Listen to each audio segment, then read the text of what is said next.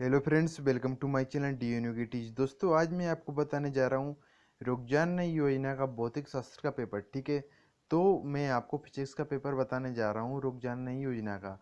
तो दोस्तों, इस पेपर में आपको बहुत सारे इंपॉर्टेंट क्वेश्चंस मिल जाएंगे जो आपके एग्जाम में पूछे जा सकते हैं। ठीक है, तो इसमें आपको इम्पोर्टेंट ओटी भी हैं कुछ, तो आप इन इम्पोर्टेंट ओटी एंड क्वेश्चंस को अच्छी तरीके से आप एग्जाम में कर कर जाएं। ठीक है, तो आपको इससे एक और फ़ायदा ये है कि आपको इससे पता चल जाएगा कि किस तरीके से एग्जाम में क्वेश्चंस पूछे जाते हैं, तो कितने कितने नंबर क्वेश्चंस पूछे जाएंगे। तो दोस्तों, ये ओल्ड पेपर है 2018 का। तो आप यहाँ पर देख सकते हैं हायर सेकेंडरी परीक्षा जून 2018, ये 2018 का पेपर है। ठीक है, तो अगर आपको किसी भी सब्जेक्ट पर वीडियो चाहिए तो आप मुझे कमेंट कर कर जरूर बताएं। ठीक है, तो अगर आपको किसी भी सब्जेक्ट को वर्ल्ड पेपर चाहिए तो उस वो भी आप मुझे कमेंट कर कर बताएं, तो मैं आपके लिए, आप जो भी कमेंट करेंगे वो ये वीडियो बना के आपके लिए प्रोवाइड कर दूंगा। ठीक है, तो अब देखते हैं तो इम्पोर्टेंट क्वेश्चंस। तो इससे पहले आपने अभी तक हमारे चैनल को सब्सक्राइब नहीं किया, सब्सक्राइब करने और नोटिफिकेशन बेल को ऑल प्रेस कर लें, जिससे आपको आने वाली सभी वीडियो की नोटिफिकेशन मिल सके। तो जो आपके एग्ज़ाम हैं उसी टाइम पे जो मैं इम्पोर्टेंट कुछ क्वेश्चंस डालूंगा तो आपके लिए उन इम्पोर्टेंट क्वेश्चंस की वीडियो मिल जाएगी। ठीक है, तो आप यहाँ पर देख सकते हैं, तो सेक्शन ए, तो ये सेक्शन ए का पेपर है। तो प्रश्न नंबर 1 में प्रत्येक प्रश्न में दिए गए विकल्पों में से सही विकल्प चुनकर लिखिए। तो ए फर्स्ट है, इसका अधिकतम क्षैतिज पारच के लिए प्रक्षेपण कोण होना चाहिए। तो इसमें ये 4 ऑप्शन है। ठीक है, तो इसी तरीके से आप क्वेश्चन हैं तो आप देख लें इनको। ठीक है, तो अच्छी तरीके से आप देख सकते हैं इनको।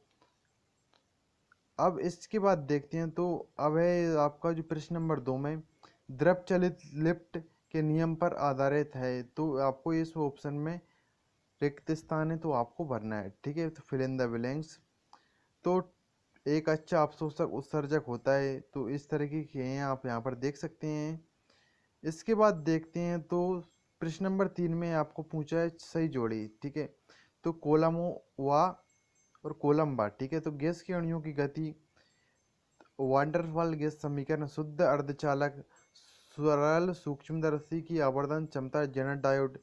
तो ये आपको पूछे हैं, तो इसमें P प्लस एकोम बी स्क्यू और बी माइनस बी बराबर आर टी जर्मेनियम वोल्टेज नियामक त्रिविमीय गति 1 + डी एकोम एफ। तो कुछ इस तरीके की ये आपके लिए सही जोड़ी है। इसके बाद देखते हैं प्रश्न नंबर 4 में। प्रश्न नंबर 4 में आपके लिए दिए हैं, एक वाक्य में उत्तर लिखिए। तो एक वाक्य के लिए ये दिए हैं आपके लिए यहाँ पर। ठीक है, तो इसके बाद देखते हैं, तो प्रश्न नंबर 5 से इसमें 2 नंबर का क्वेश्चंस पूछे हैं। तो रेगिस्तान दिन में बहुत गर्म तथा रात में बहुत ठंडे हो जाते हैं, क्यों?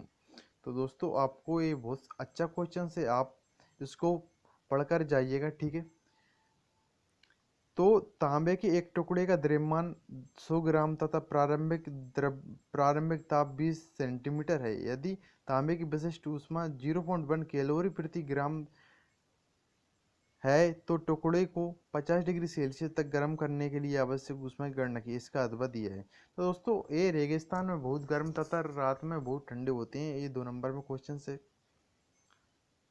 तो इसके बाद देखते हैं, परावर्तन के नियम लिखिए। तो ये भी 2 नंबर में पूछा है, ये अच्छा क्वेश्चन है। परावर्तन अपवर्तन के नियम आप अच्छी तरीके से याद करके जाइएगा। ठीक है, तो पूर्ण आंतरिक परिवर्तन की शर्तें लिखिए। तो ये भी अच्छा क्वेश्चन है। तो इसके लिए मैं आपको एक अलग से क्वेश्चन बता रहा हूँ, क्रांतिक बिंदु क्या है। ठीक है, तो आप उसको भी पढ़ के जाइए, 2 नंबर में पूछे जा सकता है वो क्वेश्चन। अब प्रश्न नंबर 7 में एक परमाणु का परमाणु क्रमांक 11 तथा परमाणु भार 23 से बताइए कि परमाणु में प्रोटॉनों की संख्या, परमाणु में न्यूट्रॉनों की संख्या, ये ज्ञात करना है। ठीक है, तो ये आपके लिए 2 नंबर में क्वेश्चन है। अब प्रश्न नंबर 8 से आपके लिए 3 नंबर में क्वेश्चंस आ जाते हैं। तो 5, 6, 7 आपके 2 नंबर में है, तो आपके 2 नंबर में क्वेश्चंस हो गए। ठीक है, तो चालन संवेदन तथा विकिरण में कोई 3 अंतर लिखिए। तो आपके इस तरीके से आपको ये 3 नंबर में क्वेश्चन इसका अथवा दे रखा है। ठीक है, एक कार्नो इंजन 427 डिग्री सेल्सियस तथा 27 डिग्री सेल्सियस के मध्य कार्य करता है, इसकी दक्षता ज्ञात कीजिए। तो अब प्रश्न नंबर 9 में आपका जो क्वेश्चन है वो भी 3 नंबर में क्वेश्चन है। सरल आवर्त गति किसे कहते हैं, इसकी कोई भी 2 विशेषताएं लिखिए। तो विषबंध किसे कहते हैं, विषबंध बनने के लिए आवश्यक शर्तें लिखिए। तो ये आपका जो अदबा दिया है। तो इसके बाद प्रश्न नंबर 10 में भी 3 नंबर में क्वेश्चन दिया है आपका। तो अवतल दर्पण के लिए यूवी व एफ में संबंध स्थापित कीजिए। तो दोस्तों ये इंपॉर्टेंट क्वेश्चन है, ठीक है। संयुक्त सूक्ष्मदर्शी का वर्णन निम्न शीर्षकों में दीजिए। तो प्रतिबिंब निर्माण का नामांकित रेखा चित्र, सूक्ष्मदर्शी नली की लंबाई। तो ये आपको इस तरह के क्वेश्चंस हैं। तो यह प्रश्न नंबर 11 में क्वेश्चन से आपका वेग और चाल में कोई 4 अंतर लिखिए। तो ये 4 नंबर में क्वेश्चन है, बहुत अच्छा क्वेश्चन है, तो आप इसको एक बार अवश्य पढ़ें। अब प्रश्न नंबर 12, न्यूटन का सार्वत्रिक गुरुत्वाकर्षण का नियम लिखिए तथा इसकी सहायता से सार्वत्रिक गुरुत्वाकर्षण नियतांक जी का मान तथा विमीय सूत्र लिखिए। तो दोस्तों इसी टाइप का एक क्वेश्चन से स्मॉल जी और कैपिटल जी में अंतर लिखिए, तो आप उसे भी अच्छी तरीके से पढ़ें, ठीक है। तो सिद्ध कीजिए कि बहती हुई द्रव की समस्त ऊर्जाओं का योग सदैव नियत रहता है। इसका अदबा है क्वेश्चन। तो अब प्रश्न नंबर 13 में आपका है क्वेश्चन से गॉस का प्रमेय लिखिए तथा इसे सिद्ध कीजिए। तो दोस्तों ये वेरी वेरी इंपॉर्टेंट क्वेश्चन है, तो आप इसको अच्छी तरीके से ही करें, ठीक है। इसके बाद एक है आपका गॉस प्रमेय की सहायता से कूलॉम का नियम लिखिए तथा सिद्ध कीजिए, ठीक है। तो आप उसको भी अच्छी तरीके से करें। इन दोनों क्वेश्चन में से आपका एक क्वेश्चन आ सकता है, ठीक है। इसके बाद आपको ये 4 नंबर में क्वेश्चन है। अब प्रश्न नंबर 14 में आपका 4 नंबर में क्वेश्चन दिया है, नाभिकीय संकलन तथा नाभिकीय विखंडन में कोई 4 अंतर लिखिए। तो आप इसको एक बार पढ़ेंगे तो आपको याद हो जाएगा, ठीक है। बहुत अच्छा क्वेश्चन है।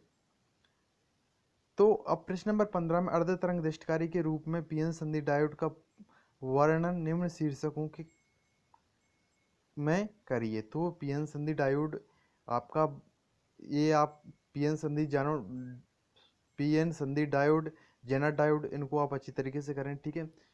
तो नॉर गेट की सार्वत्रिक प्रकृति की व्याख्या कीजिए तथा बताइए कि इससे ओवर एंड नॉट गेट कैसे प्राप्त किए जाते हैं, ठीक है। अब कुछ इस तरह के क्वेश्चंस हैं। तो आपके ये प्रश्न नंबर 16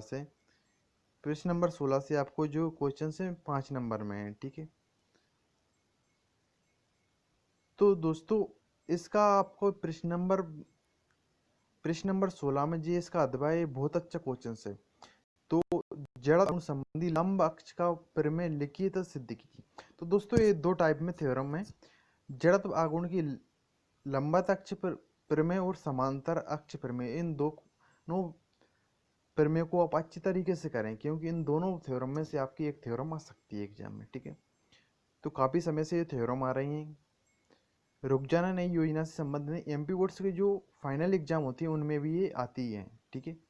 इसके बाद देखते हैं तो जो आपका है किसी गोलाकार संधारित्र की धारिता के लिए सूत्र स्थापित कीजिए, इसकी धारिता को कौन कौन से कारक प्रभावित करते हैं, ठीक है। तो प्रश्न नंबर 17 में आपको जो 5 नंबर में जो क्वेश्चन दिया है, तो इसके लिए किसके लिए दिया है, गोलाकार संधारित्र। तो आपको समांतर पट संधारित्र, गोलाकार संधारित्र, आप ये तो 100% करें, क्योंकि जो आपको 3 संधारित्र हैं इनमें से आपको क्वेश्चंस पूछे जाते हैं, ठीक है।